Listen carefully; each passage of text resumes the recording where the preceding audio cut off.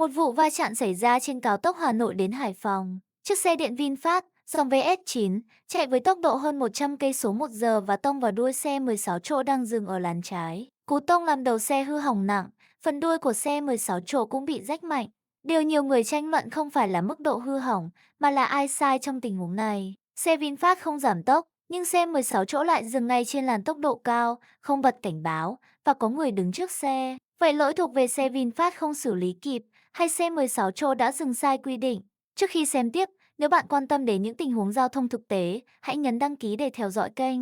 Chúng tôi tổng hợp lại những vụ việc đáng chú ý để mọi người rút kinh nghiệm khi lái xe. Theo luật giao thông, khi xe va chạm trên cao tốc, tài xế phải bật đèn cảnh báo và di chuyển ra khỏi làn đang chạy. Nhưng xe 16 chỗ trong tình huống này lại dừng ngay trên làn tốc độ cao và còn có người đứng trước đầu xe để xử lý va chạm.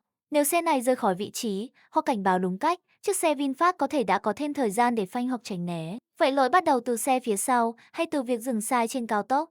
Nhiều người thắc mắc, tại sao chiếc xe điện VinFast không tự phanh để tránh va chạm? Thực tế, nhiều hãng xe lớn như Toyota, Volvo hay Honda đều ghi rõ trong sách hướng dẫn, hệ thống phanh tự động chỉ hỗ trợ khi xe phía trước đang di chuyển. Nếu vật cản đứng yên, ở tốc độ cao, hệ thống có thể không nhận ra và không phanh kịp. Vì vậy, xe VinFast không phanh không có nghĩa là xe hỏng tính năng. Công nghệ chỉ hỗ trợ, người lái vẫn phải chủ động xử lý. Sau va chạm, điều gây chú ý là khoang lái của xe VinFast vẫn giữ được cấu trúc, túi khí bung đúng lúc, cột phía trước không gãy và pin ở dưới sàn xe không bị cháy. Nhiều người cho rằng nhờ vậy mà tài xế đã được bảo vệ rất tốt, nhưng cũng có ý kiến ngược lại, nói rằng xe có an toàn đến đâu, nhưng nếu không phanh kịp thì vẫn là nguy hiểm. Vậy nên đánh giá xe dựa vào khả năng bảo vệ hay dựa vào cách xe tránh tai nạn?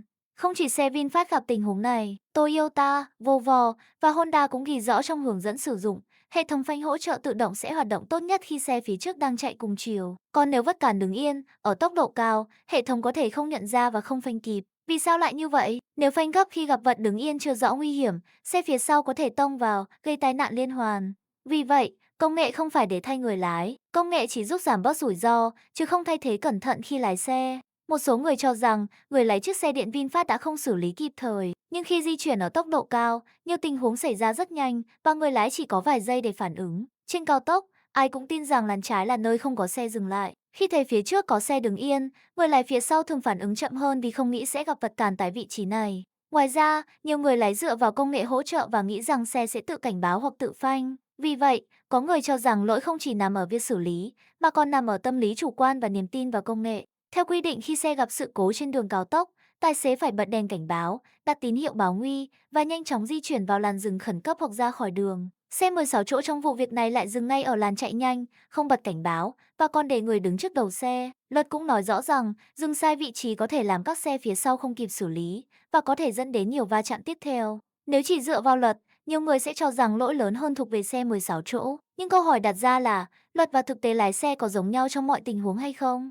Khi chạy trên cao tốc, nhiều tài xế thường chủ quan vì nghĩ rằng làn trái luôn thông thoáng. Một số người lại tin rằng công nghệ trên xe sẽ tự nhận biết nguy hiểm và hỗ trợ kịp thời. Ngược lại, khi gặp va chạm, không ít tài xế dừng xe ngay trên làn chạy nhanh, đứng xuống đường và xử lý ngay tại chỗ, trong khi xung quanh vẫn có xe chạy với tốc độ cao. Nhưng thói quen này xuất hiện ở rất nhiều người, không chỉ ở hai xe trong vụ việc này. Vậy câu hỏi không chỉ là xe nào sai, mà còn là chúng ta lái xe như thế nào trên cao tốc? Luật yêu cầu phải rời khỏi làn chạy nhanh khi gặp va chạm, nhưng trong thực tế, có nhiều tài xế lại nghĩ rằng nên dừng lại ngay để giải quyết tại chỗ. Công nghệ hỗ trợ lái giúp cảnh báo và giảm rủi ro, nhưng nếu người lái tin hoàn toàn vào máy, phản ứng sẽ chậm hơn. Vậy khi xảy ra tình huống bất ngờ, điều quan trọng nhất là tuân theo luật hay là phản ứng theo kinh nghiệm thực tế? Hai cách xử lý này có thể dẫn đến hai kết quả khác nhau, và nhiều tranh cãi cũng bắt đầu từ chính sự khác biệt này. Mỗi vụ va chạm đều có nhiều góc nhìn khác nhau. Có người nói phải tuân theo luật trước tiên, có người lại tin rằng kinh nghiệm xử lý thực tế mới quan trọng. Cả hai ý kiến đều có lý, và mỗi tài xế có thể rơi vào tình huống tương tự bất kỳ lúc nào. Theo bạn, nên ưu tiên điều gì khi lái xe trên cao tốc, luật, công nghệ hỗ trợ hay kinh nghiệm xử lý thực tế? Hãy chia sẻ ý kiến của bạn bên dưới, và nếu bạn muốn xem thêm những vụ việc thực tế để rút kinh nghiệm khi lái xe, hãy đăng ký để theo dõi kênh. Chúng tôi tổng hợp lại để mọi người chạy xe an toàn hơn, không phải để phán xét ai đúng hay ai sai.